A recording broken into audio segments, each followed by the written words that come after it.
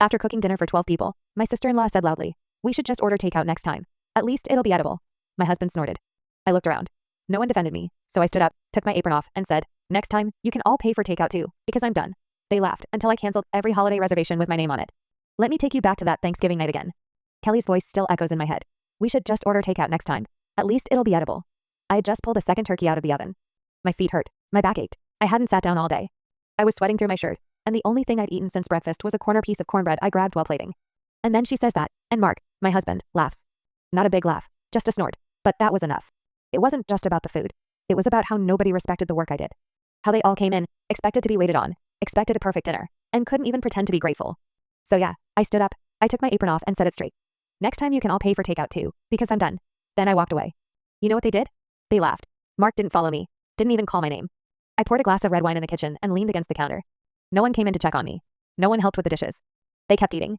Kelly made some joke I couldn't hear. Someone turned on the football game. I was invisible. That was the moment something in me flipped. That night, I didn't say another word. When the last car pulled out of the driveway, I didn't nag Mark about what happened. I just got in bed and turned my back to him. He didn't apologize. The next morning, I didn't clean up. He walked into the kitchen, saw the disaster zone, and said, "Are we doing leftovers for lunch?" I looked at him and said, "I'm not touching a single dish. Eat what you want." Then I got dressed and left the house. I went to the park, sat in the car, and just breathed for the first time in a long time. Eat what you want. Then I got dressed and left the house. I went to the park, sat in the car, and just breathed for the first time in a long time. I let myself feel the anger, not just from that day, but from years. Every time Kelly rolled her eyes at me. Every time Mark's mom criticized something I did. Every time Mark ignored it. I decided I was done pretending. What they didn't get was that I wasn't just the person who cooked. I ran the holidays. Every family gathering from the past 5 years had my name on it. I was the one who booked the cabins, organized the rental cars, made the menus, bought the matching pajamas, coordinated the Secret Santa. I made the holidays work. They just showed up. So I went into my email and started canceling. First, the Christmas cabin up in Asheville, gone. Second, the beach house on Anna Maria Island for New Year's, canceled.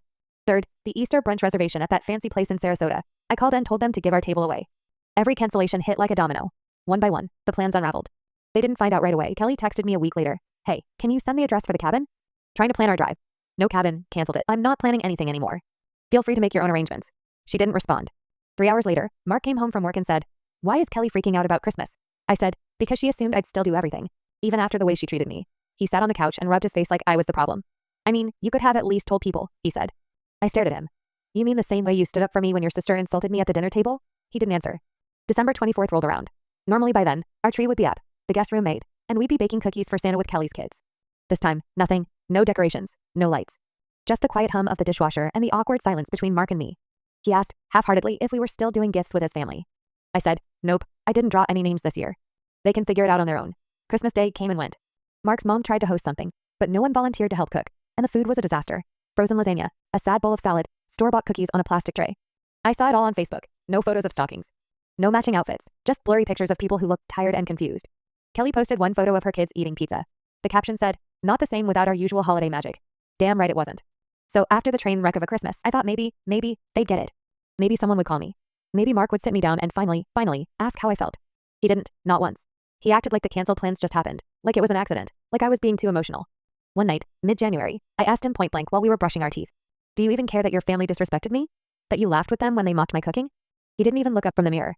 He spit, wiped his mouth, and said, "It was a joke. You're taking it too seriously." Right then, I knew I was alone in my marriage. That stung deeper than anything Kelly ever said. I stopped showing up for things. Kelly's youngest had a birthday party in February. I didn't go. Mark came back with a slice of cake on a paper plate, and said, "They asked where you were." I told them you were still mad. I looked him dead in the eye and said, "No, I'm not mad. I'm finished." And I meant it. Mid-March, Kelly's oldest daughter Gracie texted me, "Aunt Hope, are you mad at us? I miss the stuff we used to do." That cracked me a bit. She was 15. She'd helped me peel sweet potatoes last year. She always said thank you, always hugged me. I didn't blame her, so I responded, "I'm not mad at you, sweetie. Just taking a step back from adults who treated me badly." She didn't reply, but 2 hours later Kelly texted me just one line, "Don't drag my kid into this." I took a deep breath and replied, "Then maybe teach your kid how to treat people better than you do." She didn't answer, but she did post some vague status online about people making drama out of nothing and ruining traditions. Of course she did. April rolled in. It was close to our anniversary, 10 years. We always did something nice. Usually a weekend in Savannah or a fancy dinner downtown. This year, I said nothing. I waited to see what he would do. Mark came home the night before with a grocery store bouquet and a bottle of wine. "Happy anniversary," he said, handing them to me like I was a coworker or something. No card, no reservation, no plans. I stared at the flowers and asked, "This is what 10 years means to you?" He shrugged. "We've had a rough few months. I didn't think you'd be up for anything." "You didn't ask," I said. He rolled his eyes. "You've been cold since Thanksgiving. You act like I cheated or something." And there it was. No, I said, you didn't cheat. But you showed me how little I matter to you. That's worse. He scoffed, tossed the wine on the table, and said, Jesus OP, it was one joke. You've turned it into a war. No, I said. The war started when I realized no one would fight for me. The next week, his mom called me. Sweetheart, it's been long enough, don't you think? We all say things we don't mean during holidays. She meant it, I said. She's always meant it. That wasn't new. That was just the first time you all said it out loud. She sighed. We're planning a summer barbecue. Why don't you and Mark come? Clean slate. I paused. Only if Kelly apologizes. Long silence. Let's not make this about pride. I hung up. It's funny how people treat you when they assume you'll always stay. That you'll swallow the insults, do the work, take the jokes, and smile for the camera. But when you really stop, they fall apart. By May, the group chat Mark's family used was practically dead. It used to ping all the time, photos of birthday cakes, updates on who's bringing what, memes about chaotic Thanksgivings. That group chat had my fingerprints all over it. I was the one who'd started it years ago. I named it the circus. Everyone laughed. Now it was just Kelly posting half-hearted questions like, so, anyone want to host July 4th? No one replied. 2 days later, we could do it at our place, but not if I'm the only one cooking again. Still nothing. Finally, Mark's cousin Jason wrote back. Honestly, not up for anything this year. Just not the same vibe. I took a screenshot and saved it. One Saturday in early June, I went to the grocery store and ran into Kelly. I had no warning. I turned into the baking aisle, and there she was, grabbing a bag of sugar. She looked up, froze, then gave me this fake smile like nothing had happened. Hey stranger, she said. I just nodded, tried to push my cart past. You know, she said, blocking the aisle with her cart, the family really misses you. Especially Mom. She says it's not the same without your touch. I said nothing. I wasn't playing her game. Then she tilted her head and said something that almost made me laugh. But I guess we all got tired of walking on eggshells. I looked her dead in the face and said, you weren't walking on eggshells. You were throwing them. She blinked, and I could see it. It shook her a bit. Whatever, she muttered, moving her cart. I let her walk off, but my hands were shaking. Not from fear, from rage. That she could gaslight me in a baking aisle like she hadn't started the whole mess. That night, I told Mark what happened. Not because I expected him to care, but because I wanted to see his reaction. He sighed like he was exhausted. God, are we still on this? That was it. No defense, no shock, no care. I asked, do you even know what I gave up for your family? Every holiday, every plan, every tradition. We had it because I built it. And when they mocked me, you laughed. You didn't defend me. You didn't even check on me. He looked annoyed, like I was bothering him. So what now, he said. You going to hold this over everyone's head forever? No, I said. I'm going to hold it over mine and decide how much more of this I want to carry. July came. My birthday fell on a Saturday. I didn't expect a parade, but I thought maybe, Mark would plan something quiet, something just for us. Instead, I woke up to a text from his mother. Happy birthday. Hope Mark treats you well today. Smiley face. I laughed out loud, because Mark, he forgot. Nothing was planned. He said he'd take me out later. When I asked if he made a reservation, he shrugged. You're picky. Figured you'd want to pick the place. That night, I took myself out, alone, drove to a restaurant I used to love, before all this mess made me lose my appetite. I ordered a glass of wine, 2 courses, sat on the patio, and watched families laugh. When the waiter asked if I was celebrating anything, I said, yeah. The day I stopped doing things for people who never appreciated me. I went home, packed a suitcase, and slept in the guest room. The next morning, I told Mark I was going to stay with my sister for a while. He barely looked up from his phone. If that's what you want. I moved in with my sister the next day. Her guest room was small, but it had something my house with Mark didn't. Peace. No tension in the walls, no cold looks over morning coffee. Just me, my suitcase, and my decision.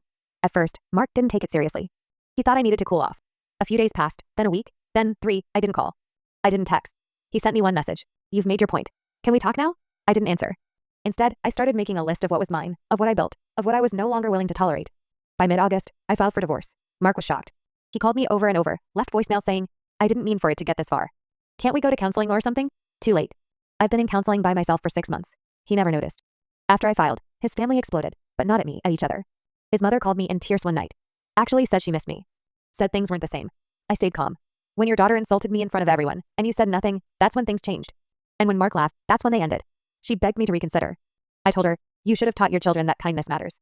This is what happens when you don't. She didn't call again. Here's the part I didn't plan, but it was satisfying.